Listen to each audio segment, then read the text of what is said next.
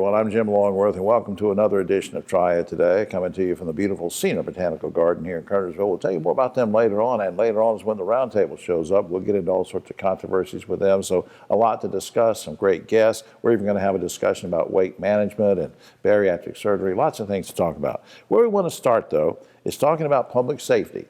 In a very specific way, we'll talk about that with a first-time visitor to the show. Joel Davis is Program Director of Fire Protection Technology for GTCC. Welcome to the show, sir. Thank you, sir. Good to be here. I think a lot of people know that GTCC has, for a long time, had EMS training, public safety classes, but there's something new going on within that sphere. What is it? That's correct. Along with our current degree offerings of criminal justice technology, fire protection technology, emergency management sciences, in spring of 2023, GTCC is going to start a public safety administration program. Wow. It is new to GTCC, and it's actually relatively new across the state of North Carolina. Who is it designed for, Joel? It's designed for several different types of students. One of the first ones that we would kind of target would be those that are currently employed in a public safety agency. Right. Those are the ones that are wanting to gain more knowledge, improve their skills. Maybe get a promotion. Correct. Get a promotion and just help better serve their agency and the community. Right. Most of the ones that have a degree in public safety work in the government level, federal, state, local government. Right. So there's other opportunities outside of that. Another target group that we want to look at is students that want to begin a career in public safety. Oh, I got you. That might be related to finance, public health, emergency management. Right, because there's so many ways people can serve. Exactly. A lot of people say, gosh, I don't know if I have what it takes to be a firefighter, but there's something else I'd like to do. Exactly. So this degree is kind of geared towards some of those people that really don't have the desire to be a firefighter or a police officer. Right. Or a paramedic or EMS, because they don't want to get into the thick of it. Right. To be but they still want to serve. Exactly. They want to serve their community and their agency in some capacity. Yeah, I was going over some emails from Aaron McCloskey the other night, and there was something that was mentioned about there's 2 different subject areas you can choose from. Now, Yes. what does that mean? All right. So when they enroll into the program, they have to take a core set of courses. Some of them are in public safety admin, and then some general education requirements. And then it kind of splits into 2 different tracks. They can take a criminal justice concentration or more of an emergency services like fire, EMS, and emergency. So they can choose between those 2 tracks. I got you. Now, Joel, is all of what you're talking about, is it in person? Is it online? Is it both, one or the other? So it was designed originally to be completely online. So it would work around those that are currently employed in the field. They can work it around their work schedule. Oh, right. However, if there's a student that can or wants to take a class in person in the classroom, all of our gen ed, our general education classes are available on campus, so they can come in and take those classes that way. That's great, very flexible on that. Now, when can folks enroll in this public safety administration program? I mean, can they do it now? So right now, our registration for the spring semester is open, and it's open until January the 6th, and the spring semester starts January the 9th. Yeah, I'm going to put something up on screen just for general information, gtcc.edu.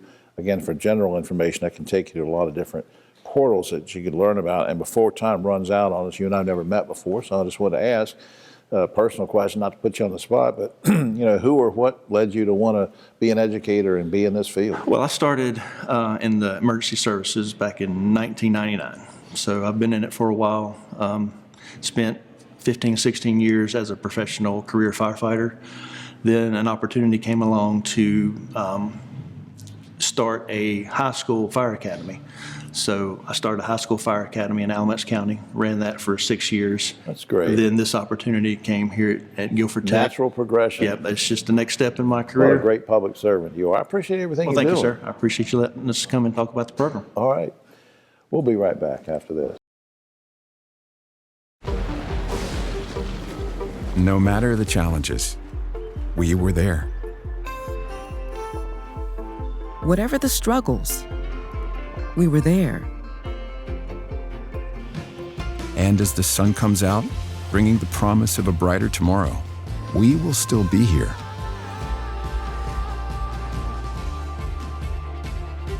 We're Duke Energy, and we're building a smarter energy future for you.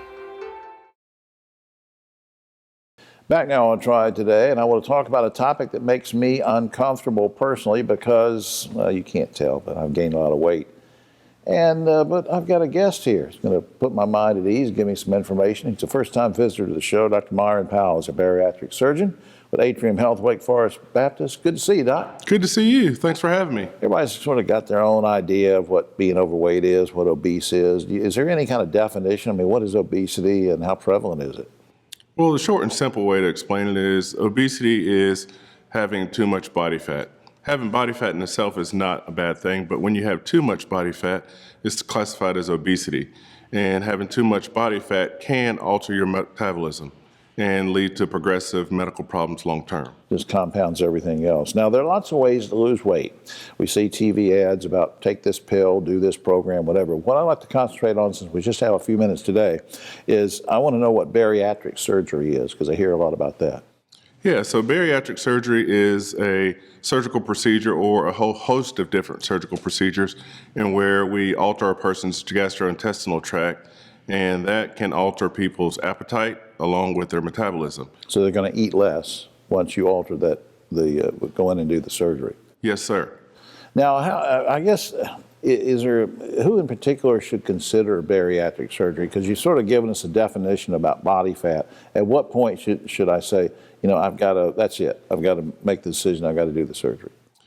Typically, the guidelines fall in lines with a person's body mass index, which is a ratio of a person's height to weight. And those things can be easily calculated by simply looking on your phone and you Google body mass index. Right. And there's calculators where you can plug in your height and your weight. And typically, if your body mass index falls above 40, you would be a good candidate for weight loss surgery.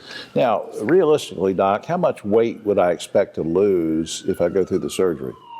Well, the way we calculate how much weight a person would typically lose is terms of excess body weight. So the amount of weight they are above what we would consider an ideal range. In most of the surgical procedures, you would lose anywhere from around 40 to up to about 85 or 90% of your excess body weight. Excuse me, I didn't mean to cough right during that. But now there are other health benefits to having the surgery other than the fact that you lose weight. I mean, it's going to help you in other ways, right? Oh, yes, very sure. Most people will alleviate some of their other comorbid conditions, such as cardiovascular effects, type 2 diabetes, obstructive sleep apnea, kidney problems, those types of things. And you're going to feel better all around, too. Now, what kinds of let's go back a second. What kind of non-surgical options are available through Atrium Health Wake Forest Baptist? Well, at Atrium Health Wake Forest Baptist, we have what is called a weight management center. So this is a comprehensive center that encompasses registered dietitians, exercise physiologists, internal medicine bariatricians, and also surgeons like myself. And we try to encompass the whole patient.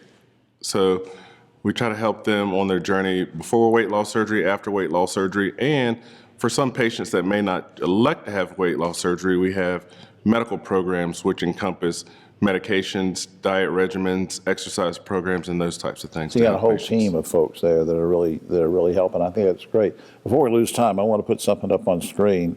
Mary Beth asked me to mention this. If you want to sign up for an online seminar, you can go to wakehealth.edu/weight management, or you can call 716-6099. We only have a few seconds left. I was going to ask you, since this is the first time we met. Yes, sir. What led you to a career in health and medicine? Was it somebody gave you the idea, or do you have somebody you knew that was a doctor, or what?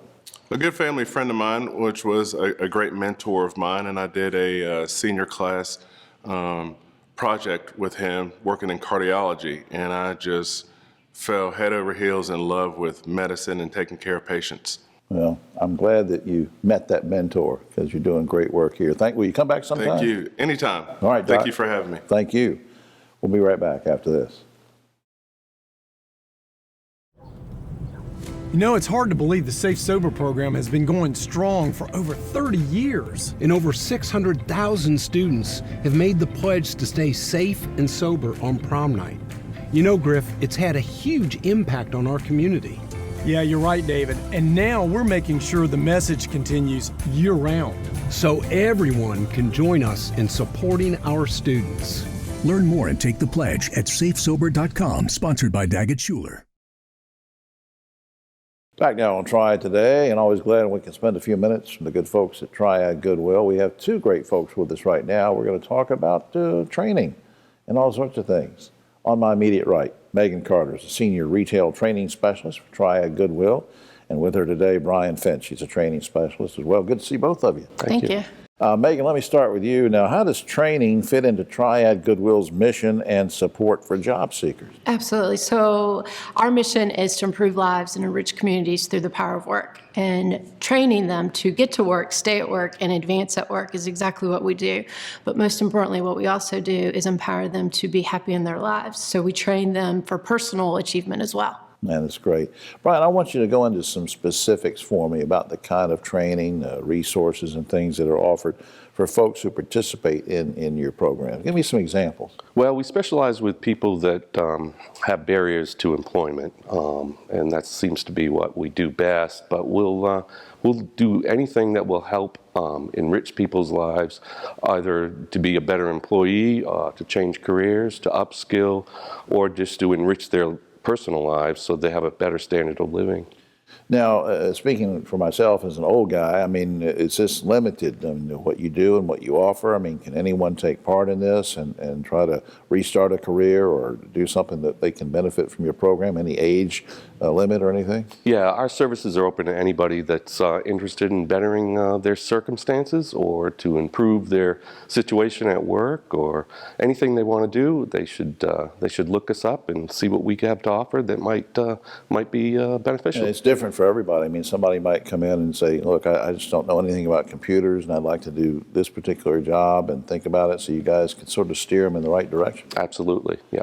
Yeah, Megan, now we're talking about individuals so far, but here's something I wanted to ask you about when I knew you were coming, and that's, does Triad Goodwill provide training for area groups or clubs or companies? I mean, is there anything like that going on? We do, Jim. Yep, we are happy to partner with any company out there, so reach out to us.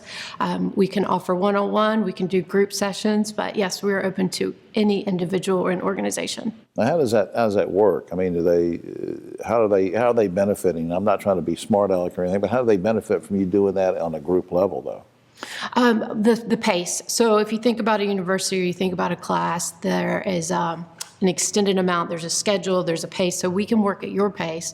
We also offer, we call it second chances. So if you don't get it right the first time, we offer you a second chance, whereas university, it's usually a pass or a fail. Right. So we work at your level and at your speed.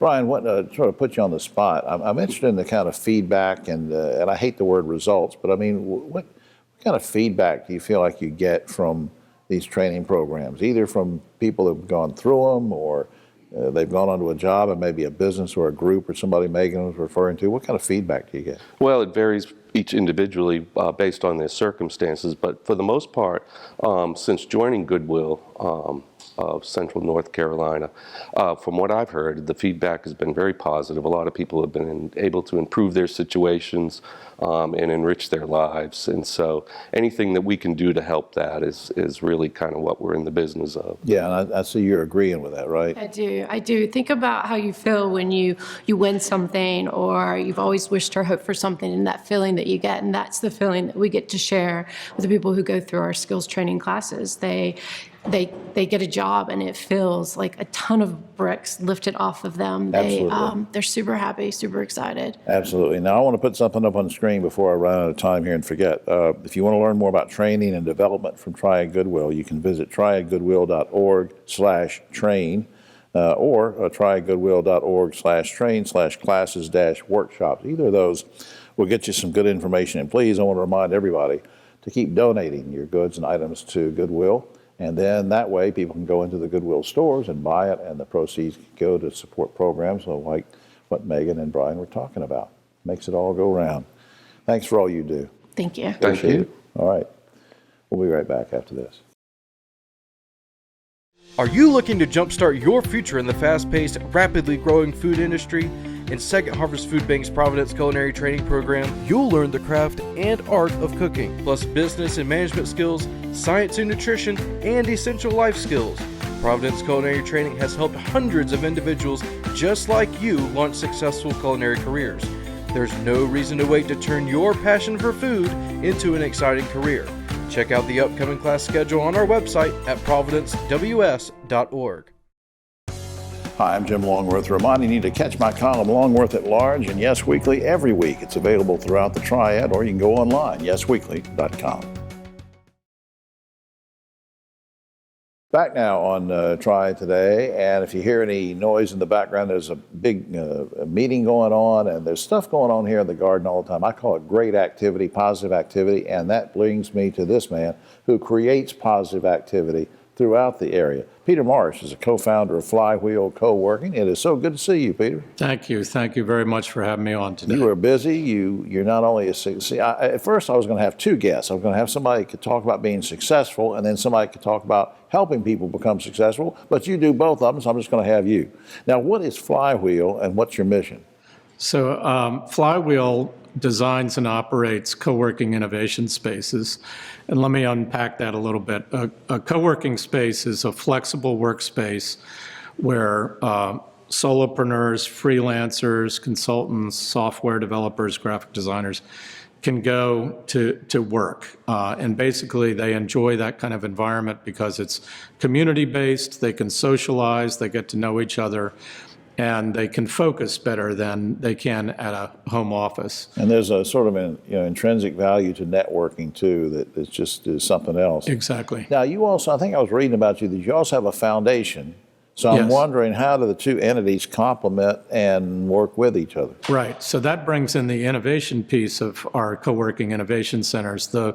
We have two sides to our organization. Flywheel designs and operates innovation centers, and we're building a network of these locations throughout North and South Carolina. The foundation delivers the programming, investments, grants, and is focused on accelerating entrepreneurship and organizing entrepreneurship ecosystems in the markets that we serve. Yeah, and I think you told me in an email one day that that you're expanding this whole thing. You're talking about locations of the innovation centers. What states are you in, and how do you decide where to go? So currently we're in North and South Carolina. We started in Winston-Salem, and our business model is to operate in smaller markets. So we're not in Charlotte, we're not in the major markets in the communities that we serve. It's second and third tier size cities, target populations greater than 250,000. So we started in Winston-Salem. Our second location was in Davidson near Lake Norman, which was a joint partnership with Davidson College.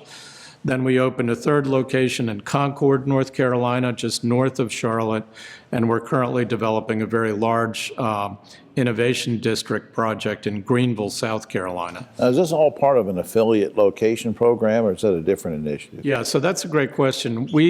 Flywheel finances the development of these projects in cities with population sizes that meet our model. But we've had a tremendous amount of demand from cities and counties that are smaller, typically rural or satellite cities around the major markets.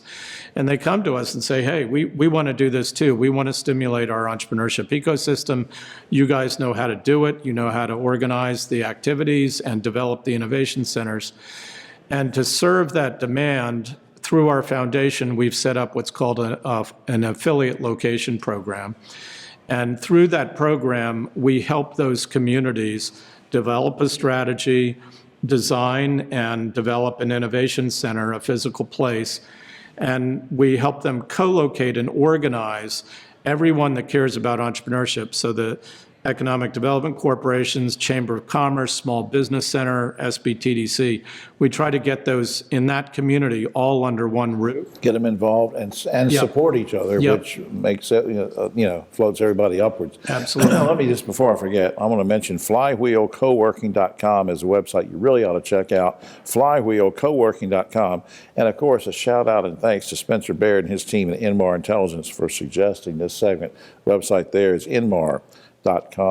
Peter, I appreciate you coming and all you're doing for people to get them started. I appreciate that. Absolutely, and we appreciate you having us on. Thanks very much.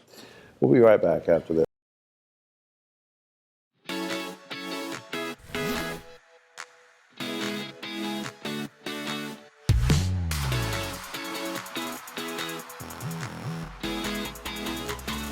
Baby, watch me fly.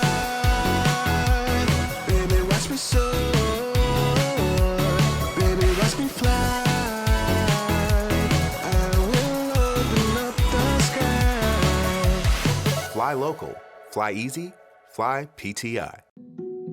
Every cookie sold in the Girl Scout Cookie Program helps girls learn lifelong lessons in people skills, decision making, money management, goal setting, and business ethics. It's amazing how much you can learn from a cookie. The Girl Scout Cookie Program. Think outside the box.